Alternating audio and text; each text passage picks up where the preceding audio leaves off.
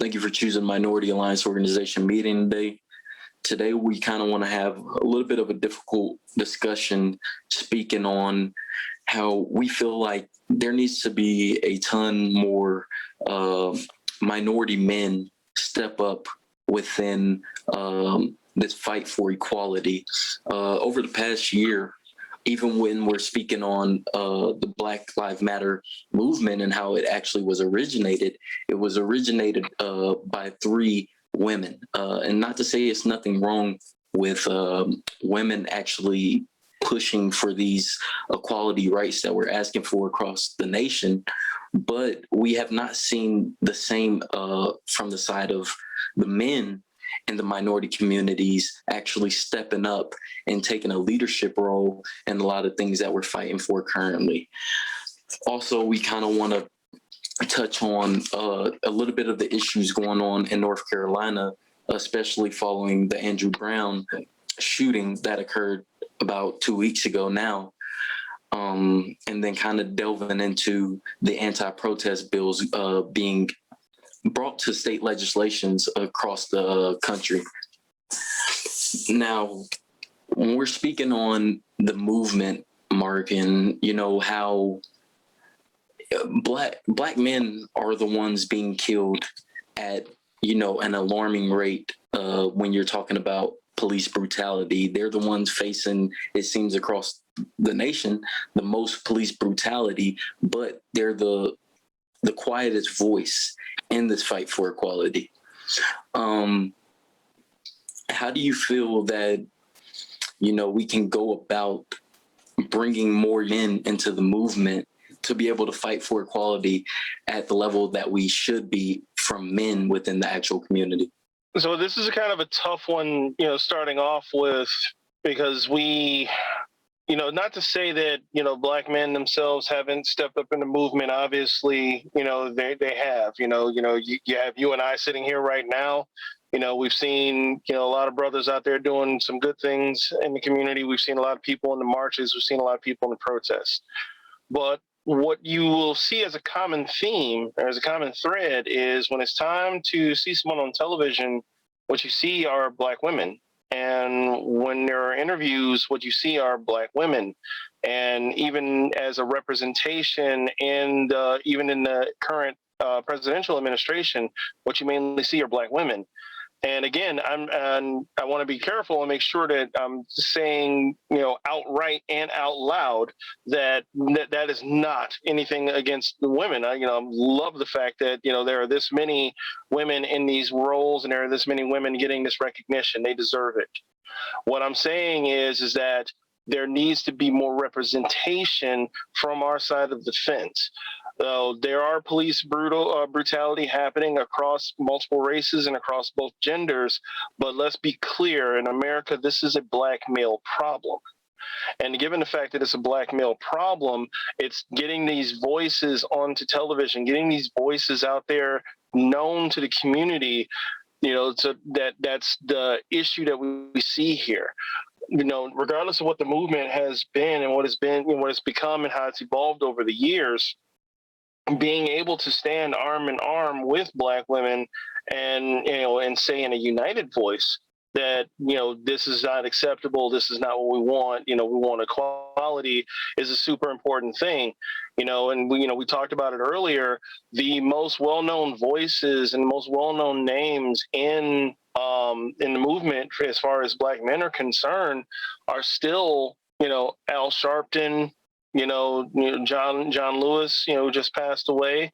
You'll have a couple of other people who are there, but the thing that they have in common is that they're all up there in years.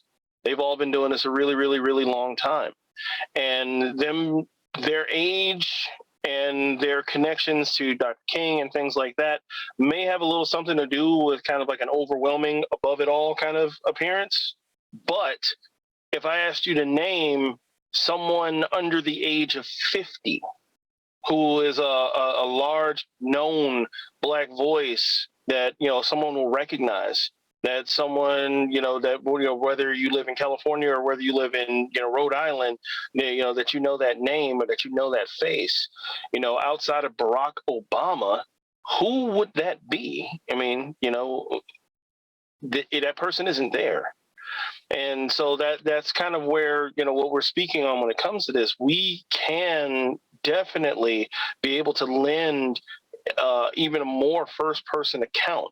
I know, you'll go over some of those statistics in a moment, but we face this issue on such a more frequent level that the representation, which is what this is really all about, right? A major part of this equality thing is having the proper representation. Our experience is more represented through the tragedy of our loss than it is through our voice. And that's kind of a problem.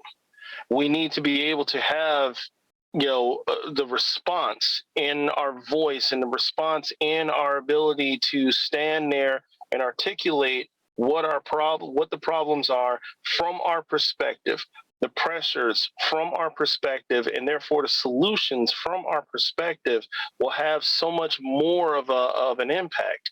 I've seen a few people attempt to try this. I've seen Cory Booker attempt to try this. I've seen a few others attempt to try this. The problem is that those people are already politicians.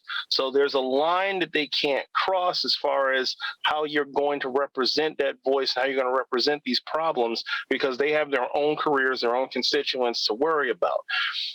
Being free from that, we need those voices. One of the beautiful things about having an organization like this and being able to speak on these things is that we can speak freely upon the experience of what it's like as a Black man in America, as a person that goes through this, as a person who just this year has had a police weapon pointed at me. I can speak directly onto the situations at hand. I can speak directly to these experiences.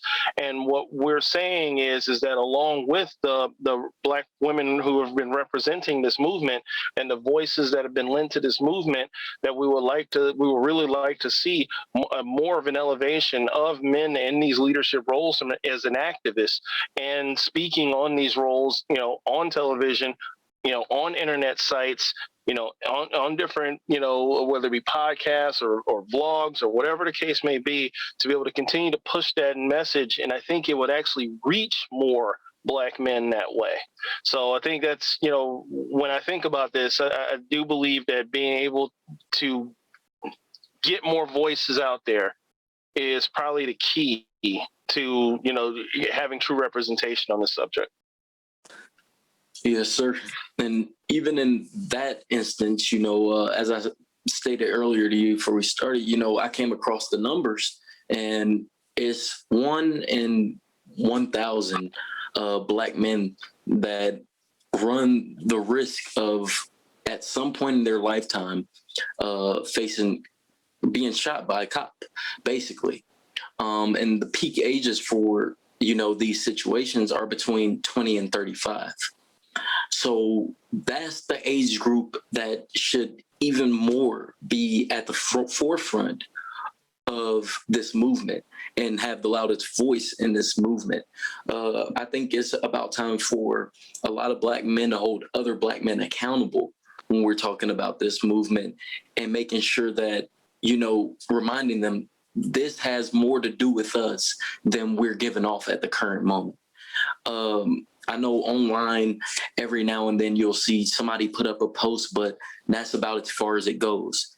We've even through the organization invited, there's always an open invite for anyone to come in and basically, speak from their point of view on how they feel about a lot of things that we're currently facing. And, not to say we've never have anybody, take us up on that offer, but it's been almost a year since I think we've even had, another Black male come on to the podcast and even sit in and listen to something that we've had going on. Earlier this year, I believe we had 2 women stop in, and actually sit into one of our meetings. But other than that, it seems from the male population within the minority community that there is not the same want that the women are showing. And as you said, it's not a sexist thing. It's not, what the women are doing is something that we don't need. But what we need currently is for there to be some real men that step up and become, loud voices within this movement and push this movement forward. From the ages of 12 years old, when we're talking about Tamir Rice, to the ages of 58 years old, when we're talking about Greg Gunn, that's the age, between black men that we've seen slaughtered. And I believe in the past, in the modern day, is 109 black men that have been killed by police officers in modern day history. And that's a huge issue when there's not even 109 black men that are becoming the loud voices in this movement. So we need to counteract a lot of these numbers that we're seeing from one side. We kind of spoke prior to starting the meeting today about, even with last year's protest, there was a ton of Caucasian people that showed out, both male and female. There was a ton of women that were at the protest, on the bullhorns, being some of the loudest voices. And not to say there were no African-American males, out there speaking their mind, but it was at such a low number that we're not seeing the impact we could be seeing across the nation with having policies passed, a lot of different things going in the correct direction for the minority male population, because there is not the correct representation. Yeah, I mean, what I would say to that is, I try to look at it from all sides, and why would that be? Why would that be that way? What would be some of the reasons why, so many more of the, kind of prime age, black male is not speaking out, in a more public way, right? And there's a few reasons, and some of those reasons are legitimate reasons. You have to deal with legitimate rebuke, right? You have to deal with legitimate, sometimes, basically what we deal with, which is when you go out and you step up and you try to lend a voice to that, and you turn around and you look to the left, you look to the right, and you look behind you, and are you alone in speaking that? And is it still worth it when you do that? It's speaking on it and seeing nothing change, and the frustration that comes along with that, because we deal with so many other frustrations of futility, of dealing with things and fighting things and trying to do better, and those things not coming to fruition, and there just being a level of frustration about it. All of those things are all legitimate, all true, but I would say this. Just like anything else that we do in this country, and anything that we've ever tried to do in this country, it takes persistence. It takes, not giving up even when it is inconvenient or painful or lonely, or, seems like it's not getting anything done. I say it many, many times. You never know which snowball you throw at the side of the mountain is going to cause the avalanche. You never know. Sometimes it's something small. But I think that, again, we, continuously go back to this word representation. When we are able to represent our interests, things tend to move. I can point back to the last election cycle to be able to draw a distinct line to, making sure that you're represented and making sure that your voice is heard to the type of movement that is required. And so, again, it's one of those things where the people that, that we've had, and the people that we've had on here, and some of the people who have chosen not to come on here, it's not to say that you're not a part of the movement, or that you're not woke enough, or you're not fighting enough, or whatever the case may be. We're not saying that at all. And I don't think, we're also not saying that, none of these people need to step up a certain way. But what we're saying is that we can step up and we can say what is on our mind, and we can do, we can be in the marches, we can be activists, we can talk, we can get on these shows, we can get on these podcasts, we can lend our voice to this, to our own experience to this, because I don't want anyone speaking from my experience, because that person didn't go through it. I did. I don't want anybody speaking on my son's experience, because my son went through these things. No one else did. So, for what we are looking for, and what I think, a lot of us are looking for, is somebody with that specific shared experience of what it's like being a black man in America, and what it's like to have that kind of struggle, and what it's like to, have everything that you try to do not matter when you're on the wrong side of a cop. And be able to speak to those things. And again, there are people who have stepped up. I forgot to mention, some of the athletes out there like LeBron James and some of the others who have stepped up. They've done activism on their end, but again, just like with a person like Cory Booker, that's not your gig, right? So even if you do step up, even if you do say something, even if you do lend your time or talents to something, there's a limit, because it could be at some point you cross a certain line and it begins to interfere with your other stuff. So I'm talking about untethered voices here. And that's what I think we need more of. We need more of that, kind of youthful male experience, untethered voice to this movement. And I'll say this much, when you're touching on, celebrities and athletes, who are black males who have, maybe sent out something on social media within the movement and things of that nature. At the end of the day, not to say they've never dealt with, some of the certain things that black men in society are going to have to deal with, because at the end of the day, guess what? They're still black men in society. But at the most basic level, they still don't have to live the everyday life of what it's like to truly be a black male in this country. What it's like to face a lot of the discrimination that we face on the day in and day out within this country. So, even when I say, what brought me really into, starting the organization and, pushing for the things we're pushing for, with my past, I've probably dealt with every level of discrimination that a black male can face in this country, besides being shot by a cop. I think that's the only thing as a black male I haven't been a part of yet, but everything else I faced.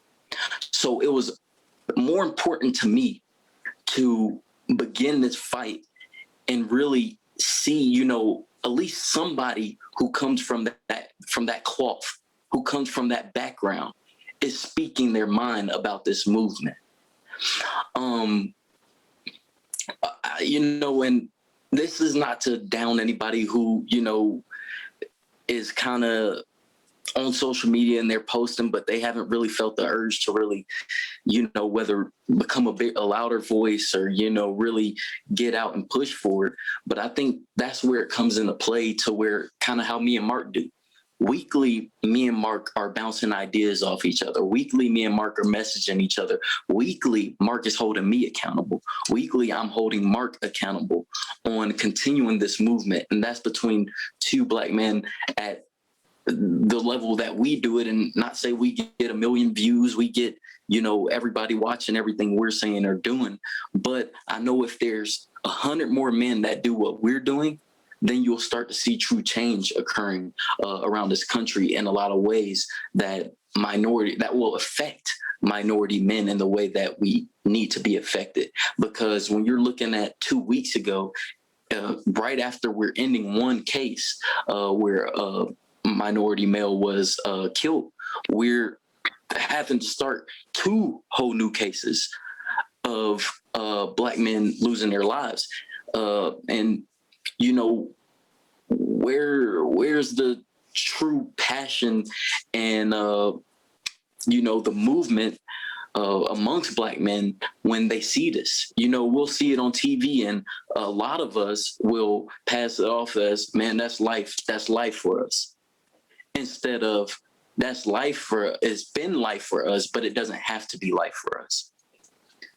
So that's really our push on that end of bringing more people into the movement. There was even a post this week on, I believe it was on one of my relatives pages, and it was one of the reposts going around where it was saying,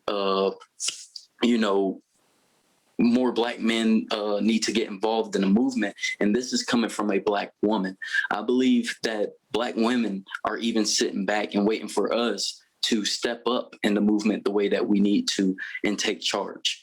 So, that's going to be a huge thing going for us. I know going forward that we're going to try to get more brothers joined into the movement and pushing for these things correctly, and not just coming out when it's a protest and then being a part of some anarchy going on during the protest. No, be a part of the positive change that is also going on within this movement.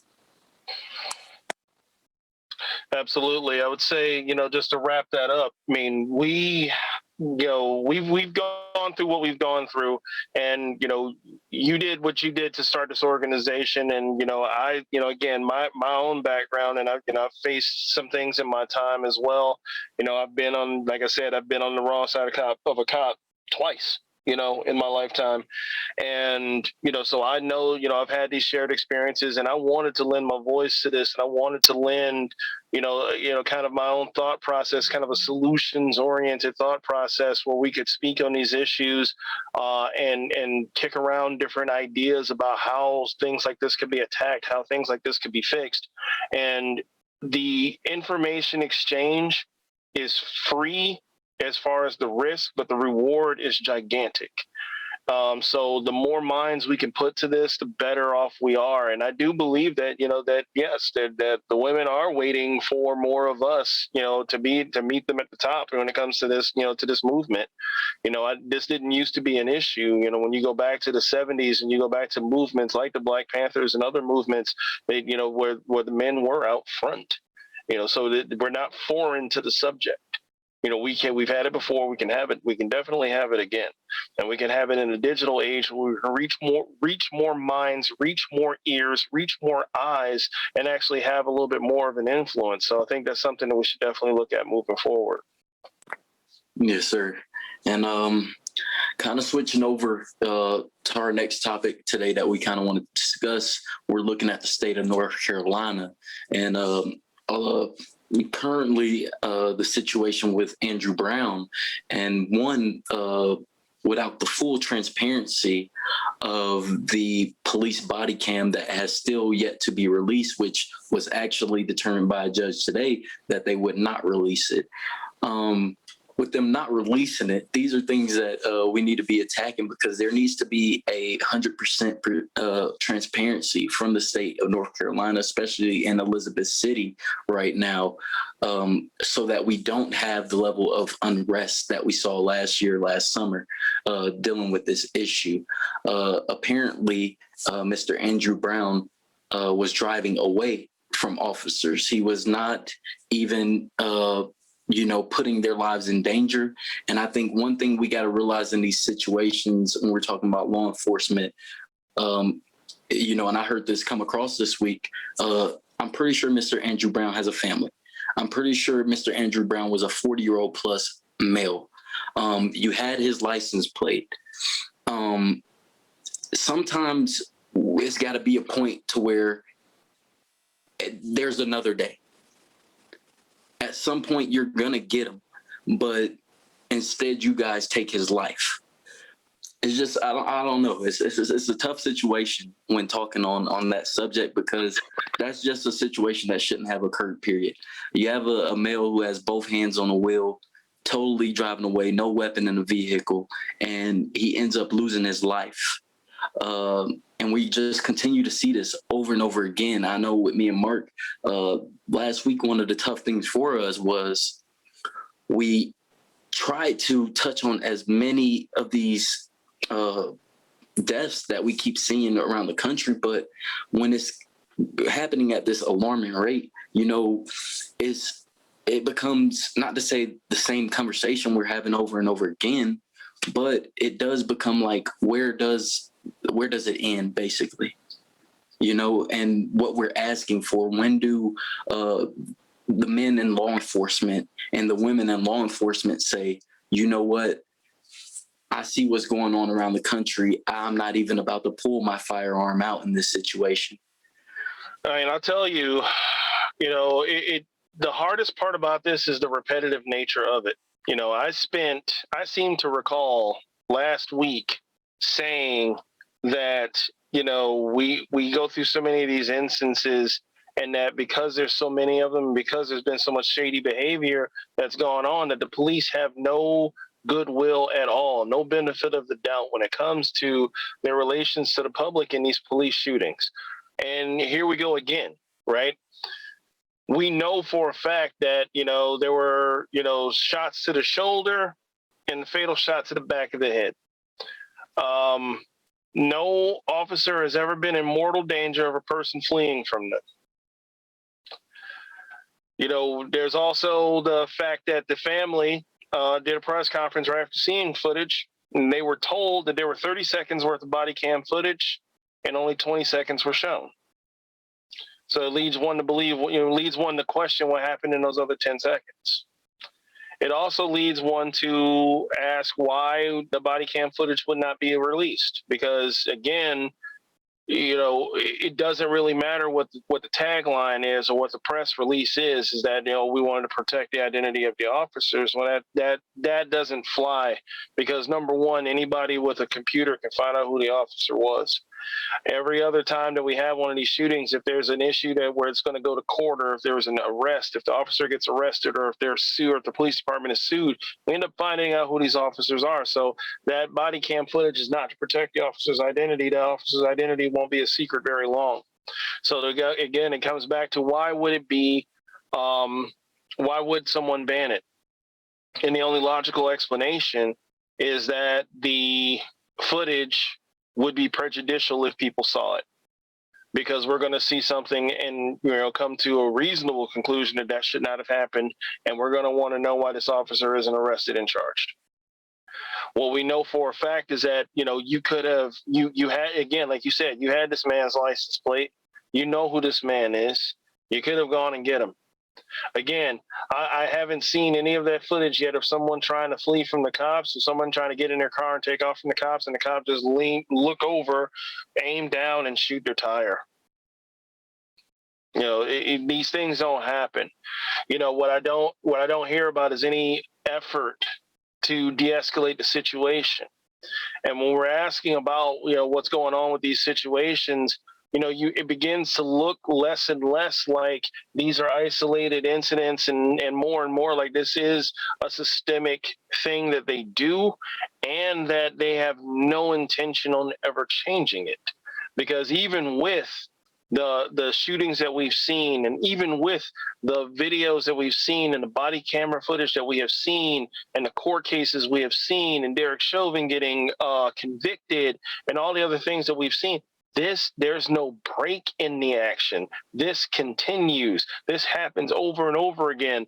Again, I had a conversation with a friend of mine a few days ago, and someone had brought up, "Oh, did you see that police shooting?" And she said, "Well, which one?" And that it's so sad that we are numb to a sentence like that. That can't be our society, but it is. And it's our society because we've been able to stave off real change and real investigation of why these things happen and how these things are happening, because we've been able to parse it off. We put the victim on trial. We give benefit of doubt to the officer. We say all the nice little superlatives that tend to shut down conversations like this instead of having the real conversations. Our politicians have been able to stave this off by continuously saying, well, we're going to be looking at it. Or, there's a couple of guys over there who want to put together some legislation that looks into this. At what point do we stop looking and start doing? That's the question that I have, because police shootings have been around for about as long as police have been around, and as long as guns have been around, there have been police shootings. Okay? And ever since the ending of slavery, we've had discrimination against people, against people of color. Okay? So since both of these mechanisms have been around for the entire history of policing and of black men being in America, I think we've had enough time to look at it. I think we've had enough time to look at these cops and look at the quote unquote bad apples and see not a single one of them being taken down by the quote unquote good apples to be able to tell you that this is a systemic issue? How many videos do we need to see? I watched a video today. I'm not even sure when it's from because these things happen so frequently, of a cop walking up on a couple of black guys, asking them who they are. And the guy asks him, "Why are you asking who I am?" And he says, "Because you don't belong in my neighborhood." And then after a couple of more questions, the cop even admits that he doesn't even live in that neighborhood. And we see this all the time. We face this all the time. These sort of things are not new. But the question that I always have and that I always pose is, at what point, do we get to where the pendulum swings?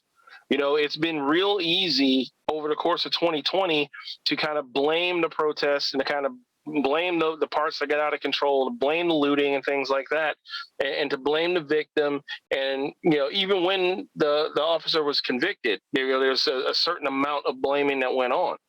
Well, at what point, when these things continue to happen, regardless of the circumstance, you're crossing the street, it happens. You're taking a jog, it happens. You're selling a loose cigarette, it happens. You're accused of passing a fake $20 bill, it happens. There's a domestic dispute involving other people, and it happens. We get to a point where this is you're no longer able to claim that these are isolated incidents, or that these are simply bad apples, or this is simply a training issue, or it's simply a person panicked. Like, how many times do you need to see something before it's an epidemic? I said it before. 6 people got a blood clot. They paused a vaccine that millions of people had already taken. We had an issue with 2 Boeing, I think it was 737 planes a little over a year ago. They grounded them all until they figured out what the problem was. So we know how to attack a problem when we want to. So at what point do we admit that as a nation, we don't want to handle this problem? Because the people who are in charge of distributing how we deal with problems don't see this as a problem. They don't see this as a problem. They see this as as nothing. That's the best case scenario, or something that is desired as a worst case scenario. Either way it goes, nothing's been done, nothing's happening, and people are getting beyond frustrated. Like I said, there's a certain numbness to it that we just go, oh, here we go again. We're going to have another funeral. We're going to have Al Sharpton at another funeral. We're going to have more coverage of it. It's going to go another news cycle, and then somebody else is going to get shot, and we're going to have to talk about that one. At some point, we're going to have to act some legitimate, we're going to have to get some people fired. We're going to have to vote some people in, vote some people out. And we got to start putting real organization into, let's not march down the street. Let's march everybody to a registration center and get everybody registered, and let's vote. Let's stop spending our money in this one place. Let's pull ourselves out of this other situation. Let's have 50,000 black men in a municipal area all go apply to be police at the same time, so we can and let's get some of our people into that neighborhood and into that area. Because I guarantee you, and I've said this before, you want gun reform? Have 500,000 black men buy an AR-15 on a Monday. You're going to see gun legislation on Tuesday afternoon. So these are the sort of things that, again, it's a little extreme. Some of those are a little bit extreme, but, to be honest, it really isn't anymore, because we can't count on anybody else to come to the rescue on this. We've been asking for legislation on this for how many decades now? And again, it's 2021. I can pull out my phone and I can get my dinner delivered in a few minutes and not even see the person that delivered it. I think we can get something done on this and actually have oversight over the police department, have oversight over these systems, have oversight over this training, have oversight over the psyche of some of these officers, and the engagement and how these things are happening, have some actual answers. Like, we got to get to that point where we're done asking questions and it's time to get those answers. And now, staying in North Carolina, actually came across a video uh, that was done by 3 veteran cops out in Wilmington, North Carolina, which is about an hour away from Elizabeth City, where we're currently talking about the Andrew Brown situation. And this is from June of last year. You had cops that outright got on to a video and were having a conversation between the 3 of them about how they're so ready for a race war and they're so ready for unrest because of race issues. And I'm pretty sure they're not the only 3 around the country that feel this way that are in law enforcement. There needs to be a huge accountability from men and women in law enforcement of weeding out these type of individuals. And granted, I believe these 3 individuals have been fired completely from the force, but that's not to say that they can't go get a job halfway across the country somewhere else. So, there needs to be a level of accountability at every level, every situation of the things that we're dealing with currently, because things like that, of them having a racist rant, is something that could spread like a virus across multiple cities, multiple counties, and into different departments. On our last subject that we kind of wanted to touch on today, about, I believe it was 2 weeks ago, we first start speaking on the protesting bills that were being brought up across state legislation all across the country.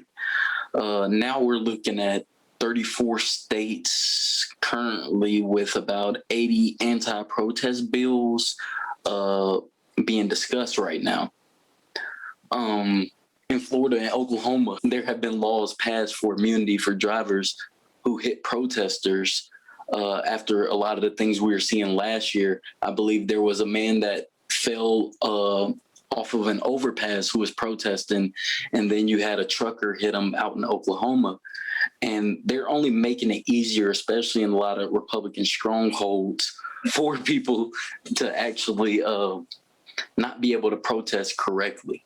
I know in Florida currently there's a bill that's being contemplated called mob intimidation, to where if 2 individuals are out protesting together, whether you're the one being included in the rioting side of it or not, let's say you're out there protesting peacefully, you can also be snatched up. There are laws that are being passed that you won't be able to get bail if you're arrested at a protest, that they will hold you without bail. And I mean, as I said, it's 80 anti-protest bills currently being contemplated, but it's too many to even count. But our push is for, people who do feel the need to protest, and especially when we're dealing with situations where there isn't transparency and they're putting people in tougher situations or where they feel like I need to go out and have my voice heard. We need to make sure that we're protecting each other and holding each other accountable at these protests, and making sure that no one is doing anything that could cause them to be yet another name that we're listing or speaking on currently within our organization. Yeah, what I would say, and they've done this many times, right? This is one of the most brazen ones, but they've done this many times. And I talked about this in the last segment, where one of the strategies to deal with an injustice is to victim blame. And this is kind of a version of that, where we are going to pass laws and we're going to introduce bills that would punish someone for a protest, for an act of civil disobedience, but we're not going to address the underlying issues, which is the reason why that civil disobedience happened. You're going to basically police the reaction, not the action itself. So, yes, this is a naked attempt to intimidate people from protesting and from engaging in their First Amendment rights. This is an end run around the Constitution in a way that, you would stop someone from their freedom to assembly, and basically kind of enforce this by giving people who do not agree with that protest more power over that protest, more power to to take punitive action against people who are in it, and even to take somebody's life if you decide that I don't care about this protest, I'm just going to drive through it. So they do this by wrapping it in the guise of that all the protests were riots and that all of these things were violent and all of these things were, and this is basically about protecting the citizens. And it isn't, because the percentage, and this is why I've always been uncomfortable even talking about the protests that did have some rioting and some looting in it, because the percentage is small. The percentage of these things that devolve like this are in the single digits. So when you have a situation where a person, where something's going on and it's a 90-10 issue, 90% on the right side, 10% on the wrong side, but we'll spend 80% of the time talking about the 10% on the wrong side, it just doesn't make any sense. And it's disingenuous. And it's always been disingenuous. So what I would say to that, and my counter to that, is all about this. We have to be more targeted in our anger. And I think what I mean by that is, when we, if we can organize a protest, and we can organize all sorts of different types of protests, how about if we, for once, if we didn't march in the streets of North Carolina, how about if all the people in North Carolina spent no money in North Carolina? What if the people who, in an area, just didn't visit the area, or people just didn't, do things? We can have all sorts of protests that will have the type of effect that it needs to have. We can harm an economy, and we can harm what really makes them tick, which is the money. And we can use that sort of organization and that sort of power of the mob, as they put it, to actually put our money to good use, to put our influence to good use, to put our patronage to good use, to put where we go to good use, to use social media against the entities that would harm us, and do all those things. They're going to play the game with the rules, right? So there's always, the free market's always there, because most of the rules that they have written have been to protect their ability to make money. So what I'm saying is to recognize the game for what it is, and strategize and organize and mobilize. And if we're going to be able to get ourselves together to be able to have a protest, and we can get organized enough to march down the street, then we can get organized enough to be able to take away the sort of things that would bring all of these different dollars to this area and all of this different influence to that area. And we can make it, we can make these things happen, and that we need to do it more and more and more. And we need to mark down that, here's when our protest is going to be. Our protest is going to be on November, whatever date election day is. That's when our protest is going to happen. And we're going to protest by all of us marching down to the precincts that we come from, and all of us walking in there, and all of us voting in this direction, and you losing your job. That's an effective protest right there. That is speaking to your anger and getting somebody up out of there, getting a sheriff up out of there, getting a judge up out of there, getting a mayor or governor up out of there, getting a representative up out of there.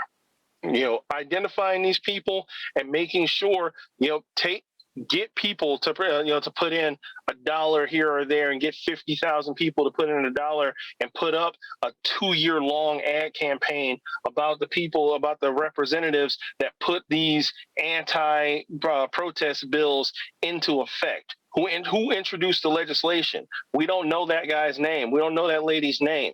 We should.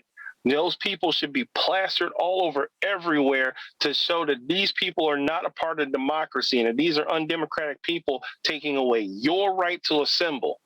And, there's so many different ways that we can fight back on this stuff if we just, again, target the anger the proper way. Because they're going to use this against you.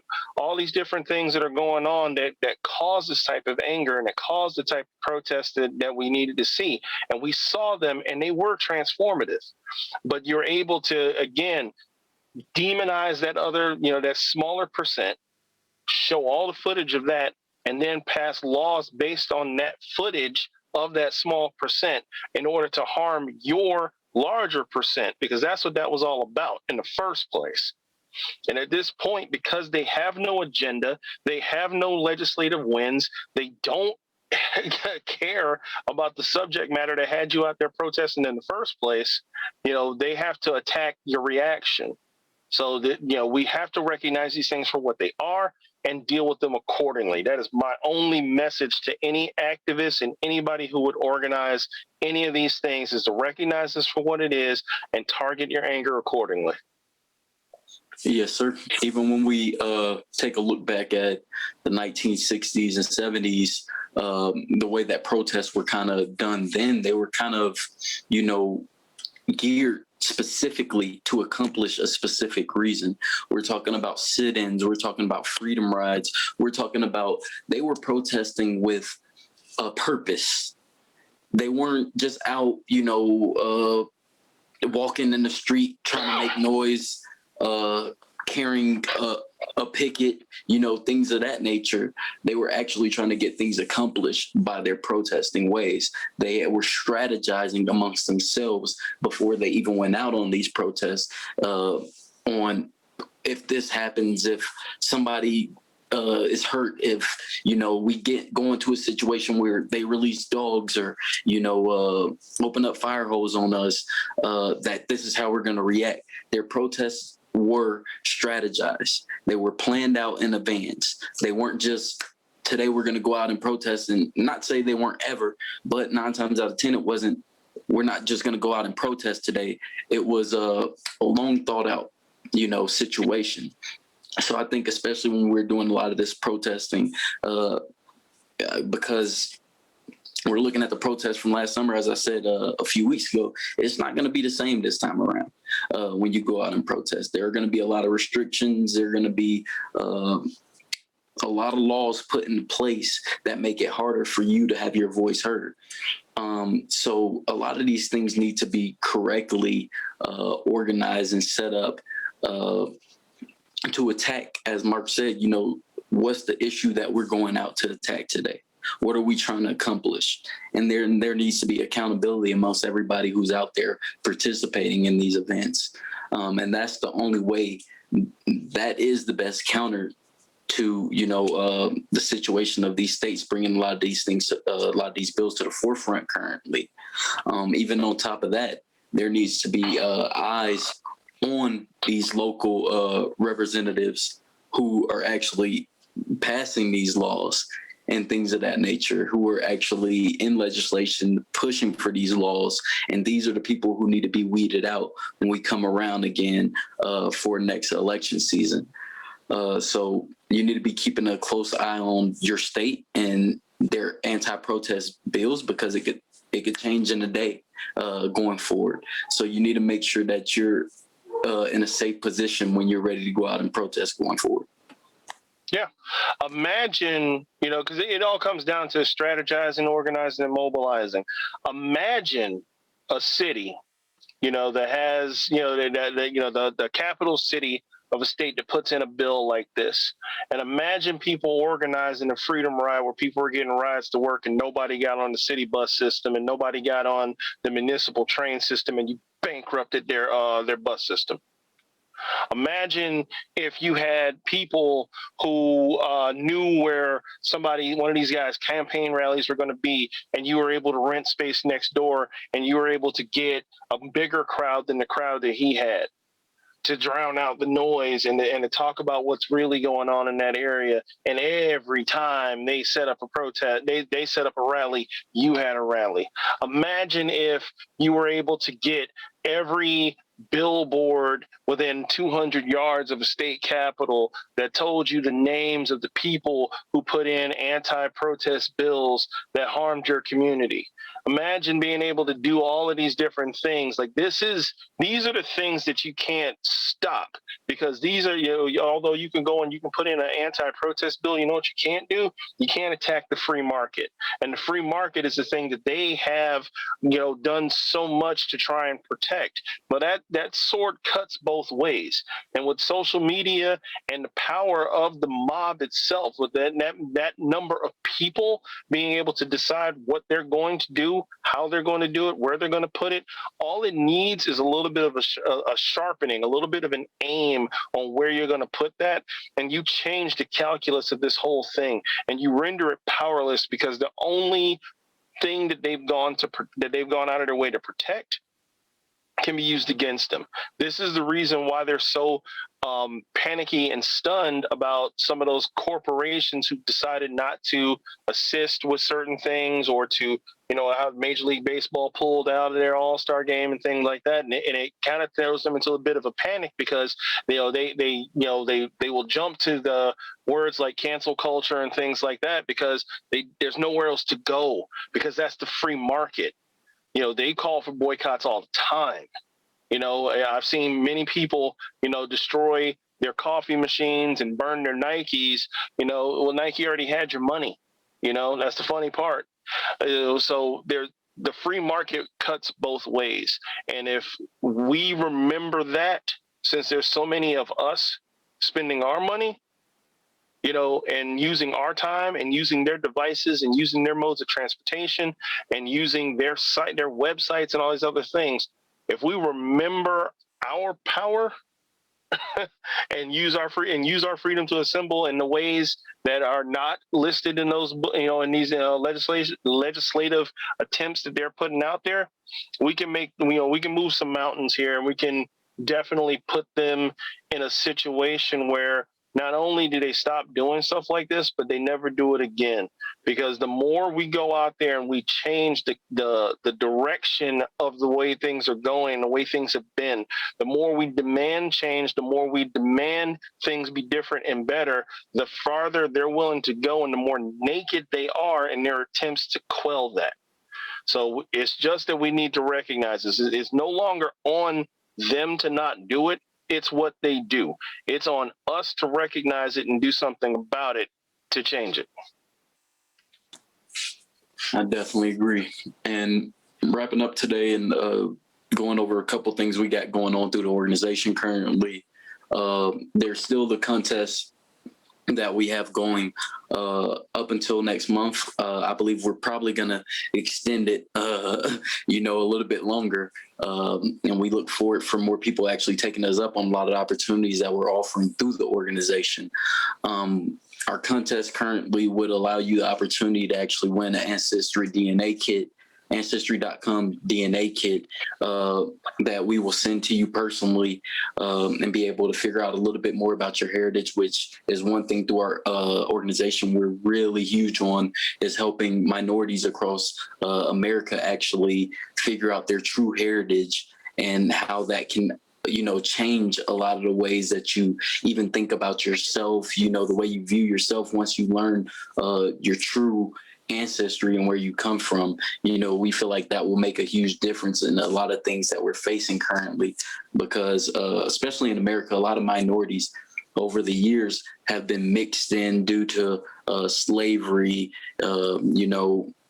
migration from one side of the country to the next side of the country and things of that nature. So we need to make sure that we're doing our best at trying to track down our heritage and that right.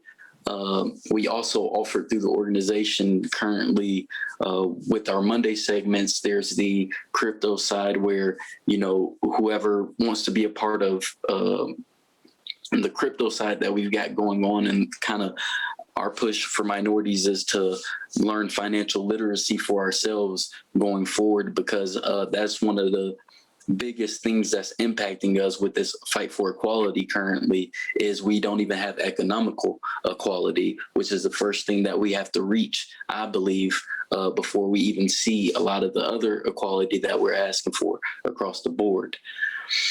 As I said, we also have our other segments that we have on YouTube, our audience page, and we only look to bring a little bit more of our audience members into our Facebook group so that they can see what we have going on the daily on that side, and kind of be a part of our commenting that we have on the Facebook page. It kind of we're a little bit more active with the interactions on the Facebook page, more so than any other platform currently. So we look forward to bringing you guys over also.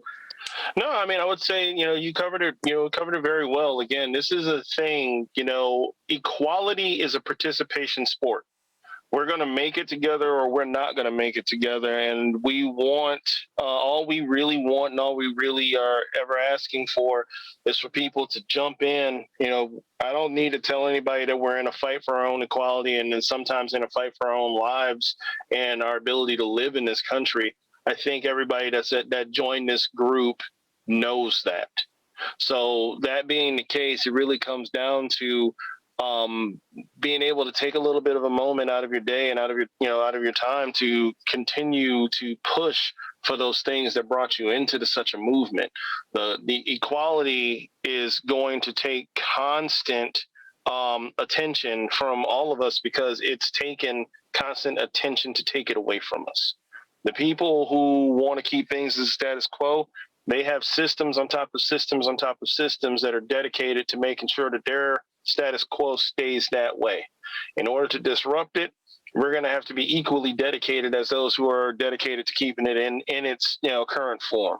So that's really all that we're looking for. And again, I've spoken to people from other countries. I've spoken to some Africans lately just to kind of see where some of that disconnect comes from. And the funny thing is some of the things that I've heard African Americans say about them is the exact same thing they say about us, which leads me to believe that this is the sort of thing, again, that's institutionalized and pushed by others to kind of make people think a certain way.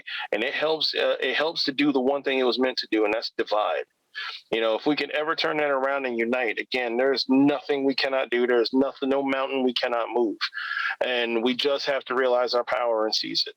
So, I would say, just as we say every week, take care, be active, participate, watch over each other. And, we'll keep the discussion going week by week.